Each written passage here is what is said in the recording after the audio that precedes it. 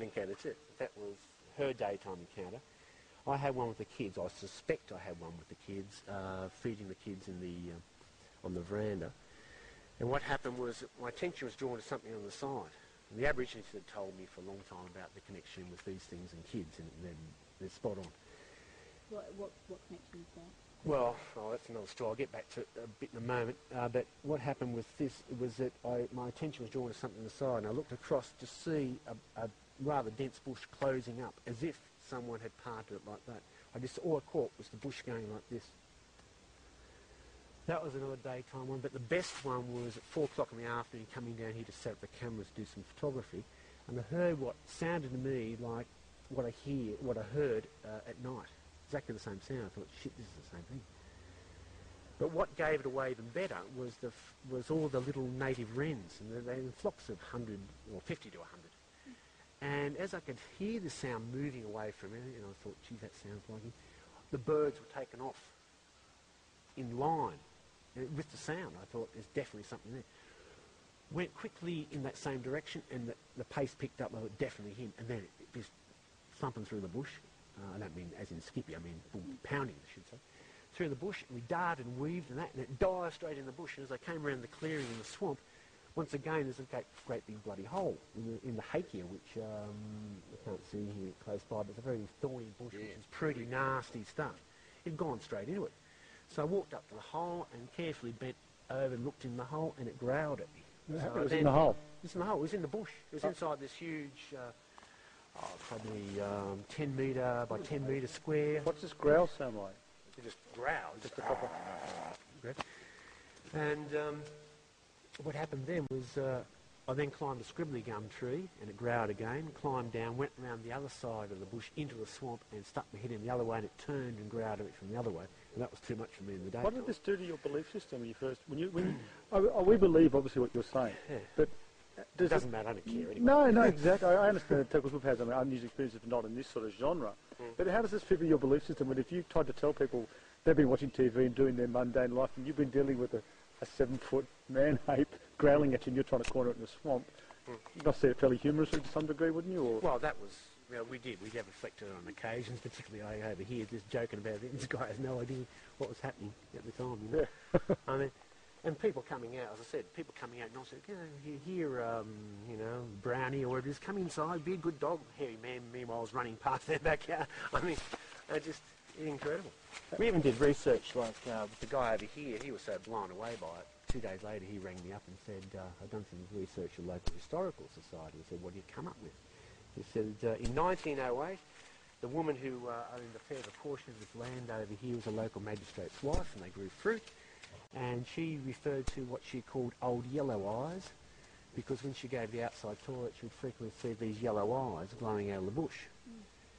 Because she was in an influential position with her husband, being a magistrate, he then sent a mounted policeman to stay with her at night times, and apparently this mounted policeman actually had chases through the bush with it too. And is he looking at journals? Is he have some sort of diary? I have no idea. That was Gordon's work.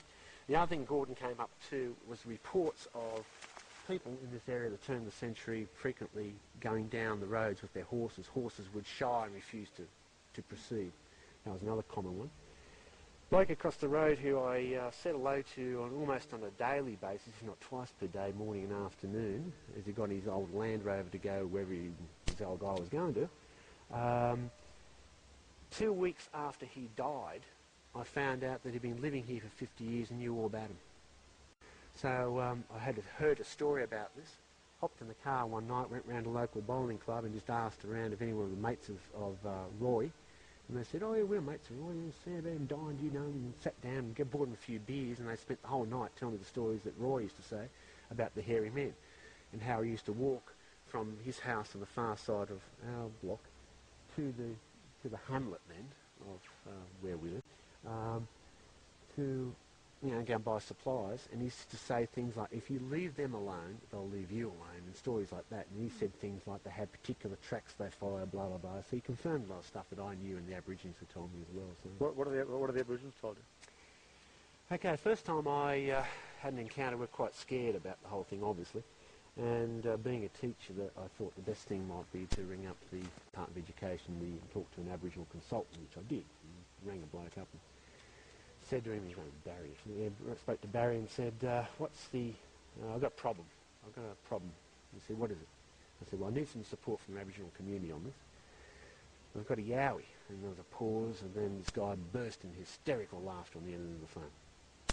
And he said, what makes you think you've got a Yowie? I said, because I've heard it and I've seen it. And he said, okay, what colour are the eyes? How fast does it run? What sound does it normally make when it's moving through the bush? What sounds does it make when it's going flat out? Well, I went through a whole lot. And having obviously passed the test, his next phrase was, I'll talk to the tribal elders tonight and I'll ring you back next day or two. Rang him back a day or two later, and he said the two tribal elders I spoke to or the half the tribal elders, I can't remember the number now, said you should turn all your lights on. The other half said you should turn all your lights off. As it turned out, I think they're both right, because what happens, light attracts them. To use an analogy like a moth, I suppose. You have a light, they come to see what it is, but at the same time it's a weapon. So I found, particularly in Nye, that the best weapon we could have was a torch. You shine its face, it's nocturnal, very sensitive to light, it does a runner. Because in the early days we used to carry tomahawks, things like that, because we were a bit scared down the back of our trousers, or at least I did, in case there's a problem. But torches seem to be a fairly good way of keeping it away. Next thing, a couple of months later, two tribal elders from the Aboriginal Land Council ring me up out of the blue, and they said, I believe you've got a problem with the dooliga. I said, yes, we've got a pretty bad one. And then the bloke I spoke to, Merv, then started describing our land without having been here. He said, how far... Oh, sorry, first question was, I assume you've only just recently moved in there. I said, yes. I said, it's a new block of land? Yes. I said, you just cleared it? Yes. When you built it, do you remember of any tracks on it? Yes. You said, do they intersect? Any of them particularly go through where your house now stands? I said, yes. Are there any there still now? I said, yes. He said, have you cleared? I said, yes. He said, okay, you've got a problem. And he said, this is important. He said, have you ever lost any children's clothing off the clothesline? I said, no, but I've found some. And he said, in the swamp? And I said, yes. He said, there you go, you've got a female. Second thing, he said, you've pissed it off. Right. The problem is in clearing the land, they're habitual. They have particular routes. They like being concealed. They don't like going in the open. If you clear, it pisses them off because they have to go around it. And that's what happened here. The old track is here, and the new track goes in around through the swamp and then back on the old track again. It goes around it. So that was the basic advice. But the thing that really scared us was some months after when John, a friend of mine who I worked with, his son had an experience 7 years earlier, had spent quite a few evenings around here listening to it walking